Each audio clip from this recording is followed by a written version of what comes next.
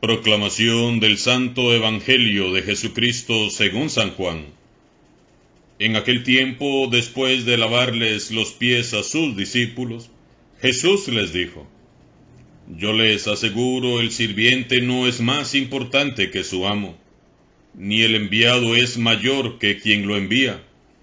Si atienden esto y lo ponen en práctica, serán dichosos. No lo digo por todos ustedes porque yo sé a quienes he escogido, pero esto es para que se cumpla el pasaje de la Escritura que dice: El que comparte mi pan me ha traicionado. Les digo esto ahora antes de que suceda, para que cuando suceda crean que yo soy. Yo les aseguro, el que recibe al que yo envío, me recibe a mí.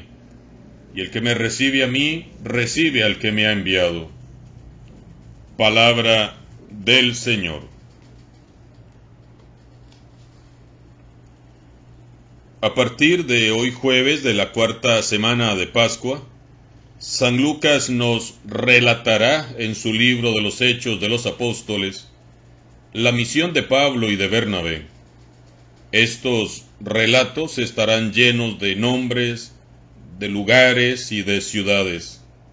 Por ejemplo, dice el texto: bajaron a Seleucia y de allí zarparon para Chipre, en Pafos se hicieron a vela y llegaron a Perge de Panfilia, desde Perge siguieron hasta Antioquía de Pisidia. El sábado, Pablo y Bernabé entraron en la sinagoga y tomaron asiento como todos los demás. Después de la lectura de la ley y de los profetas, los jefes de la sinagoga les permiten hablar y ellos, llenos del Espíritu Santo, aprovechan la ocasión para cumplir con el encargo de Jesús de anunciar sus buenas nuevas en todo lugar. Pablo, siguiendo el estilo de predicación de Esteban, se dirige a los judíos y comienza haciendo un recuento de la historia de Israel en el Antiguo Testamento. El discurso de Pablo, que leeremos entre hoy y mañana, comienza con un recorrido que va desde la salida del pueblo de Israel de Egipto y la conquista de la tierra prometida, hasta presentar a Jesús de Nazaret como el Mesías enviado por Dios, recalcando las figuras del rey David y la de Juan el Bautista. Pablo nos presenta a todos a Jesús de Nazaret como la respuesta de Dios a las esperanzas y las promesas de toda la historia de Israel. Para Pablo, Jesús es el culmen y el centro de la historia. El discurso de Pablo en la sinagoga de Antioquía de Pisidia es un testimonio maravilloso de la certeza que tenían los primeros cristianos de una verdad fundamental. En Jesús, el mensaje y las promesas del Antiguo Testamento alcanzan su plenitud. Jesús es la plenitud de la antigua alianza y en él Dios está cumpliendo toda promesa hecha a los patriarcas, reyes y profetas del Antiguo Testamento. Jesús es el gran enviado, el Mesías prometido, el Hijo de Dios. Guiado por el Espíritu Santo, Pablo actualiza y da sentido al Antiguo Testamento, cuyo culmen es Jesús. Esta lectura nos enseña que no nos podemos limitar a leer las Sagradas Escrituras. Tenemos que actualizarlas. ¿Y cómo se actualizan? Encontrando en la palabra y el mensaje de Jesús resucitado, en los signos de los tiempos, en todos los acontecimientos positivos y negativos, personales y colectivos, la intervención oportuna y maravillosa de Dios, que por medio de su Espíritu Santo sigue operante en medio de su pueblo. ¿Cuántas veces habremos nosotros renegado de nuestra historia personal? Nos sentimos fracasados, sin ganas de continuar, sin ilusiones, sin entusiasmo, frustrados, enojados, amargados, porque nuestra vida no es lo que queríamos, ni es lo que soñábamos. ¿Verdad que hay páginas de tu vida que quisieras arrancar y desaparecer para siempre? ¿Verdad que vives comparando tu vida con las vidas de los demás y vives sintiendo que lo que te ha sucedido es lo más desastroso? ¿Verdad que muchas veces quisiéramos comenzar a escribir de nuevo nuestra historia? Pues bien, a la luz de la palabra de Dios y de Cristo resucitado, cada acontecimiento de nuestra vida personal tiene sentido y significado. Dios todo lo recicla y lo transforma para bien. Yo les invito a ustedes a releer su historia personal a la luz de la palabra de Dios y compruebe por usted mismo, por usted misma, cómo a la luz del Espíritu Santo y del Evangelio todo comienza a tener sentido. Descubramos de cuántas maneras ha intervenido Dios en nuestras vidas, en el momento propicio y oportuno. Recordemos cuántas veces después del dolor y las lágrimas pudimos contemplar la gloria de Dios. Hagamos un recuento de los milagros, prodigios y señales con que Jesús se ha manifestado en nuestras vidas personales, en tu familia, en tu comunidad.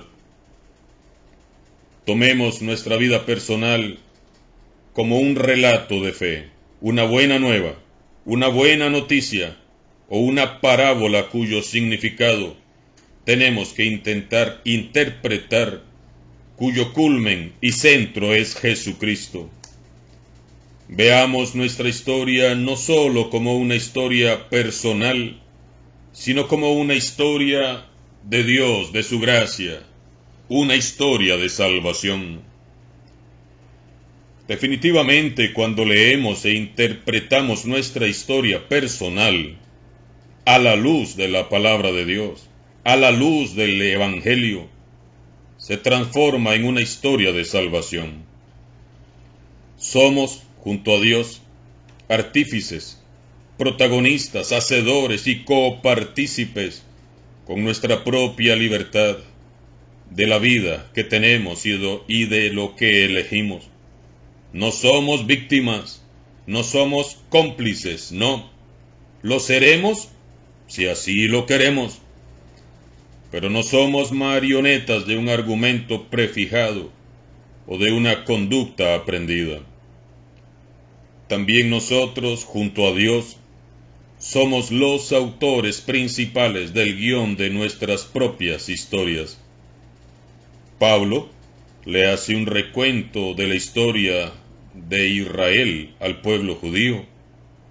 Haz tú tu propio recuento y convéncete de que los mejores momentos de tu vida los has vivido cuando has estado muy cerca de Jesús, gracia divina, misterio de amor, misericordia infinita. Por su parte, en el Evangelio de hoy, San Juan nos narra las palabras que Jesús dirige a sus discípulos luego de lavarles los pies.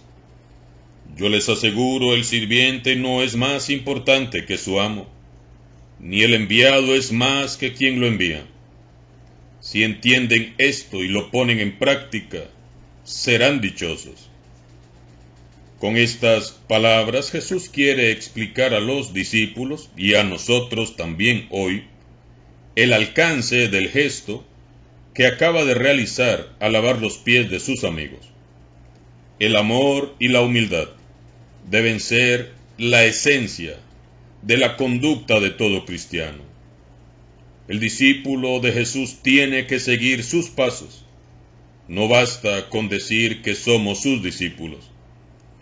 Esto de ser cristiano implica amar sin límites, como nos amó y nos sigue amando Jesús, hasta que duela. ¿Y cuándo es que duele el amor?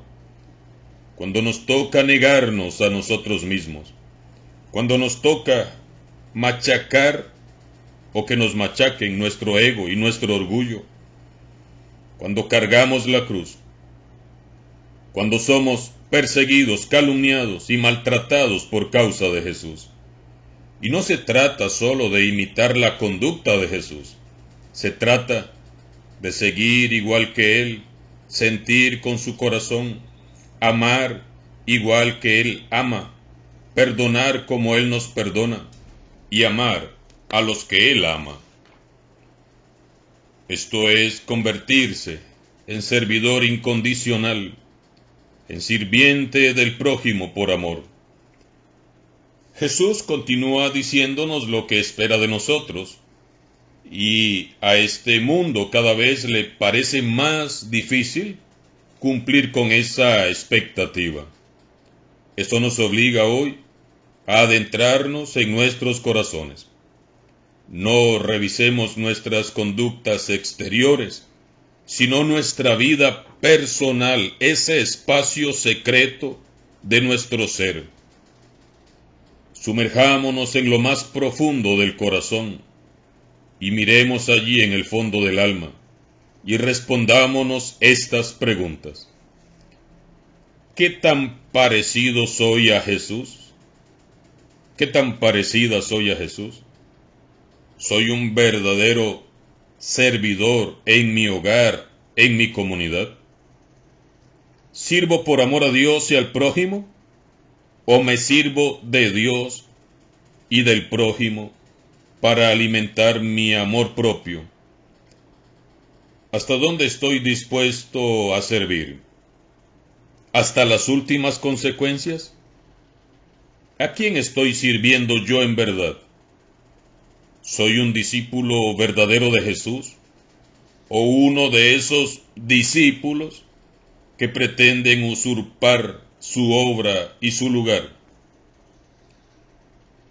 Cuando Jesús lava los pies de sus amigos, sabe que va a ser traicionado, y aún así lava los pies de aquel que lo va a traicionar, de aquel que lo va a negar, de aquellos que lo van a abandonar. Jesús se convierte en su esclavo por amor, y es lavando los pies como nos revela su dignidad. Se los digo ahora antes de que suceda, para que cuando suceda crean que yo soy. Yo soy. Este es el nombre santísimo que Dios le reveló a Moisés en la zarza ardiente. Éxodo 3:14. Yo soy. Jesús es el culmen de la cima más alta, la cumbre más excelsa del amor, el gran yo soy que dará sentido y plenitud a nuestras vidas. Jesús nos ha dado ejemplo y nos hace una promesa. Él nos ha dicho, dichosos ustedes si lo ponen en práctica. Nosotros somos quienes elegimos qué tan dichosos seremos. Repito, solo en Jesús tu vida tiene sentido. Él es el único que puede transformar tu historia personal, por triste o vacía que sea, en una historia de salvación y vida nueva. Nuevamente, te invito a releer tu historia con los lentes de la fe bien puestos y ser dichoso y ser dichosa poniendo el Evangelio en práctica. Alabado sea Jesucristo, sea por siempre bendito y alabado.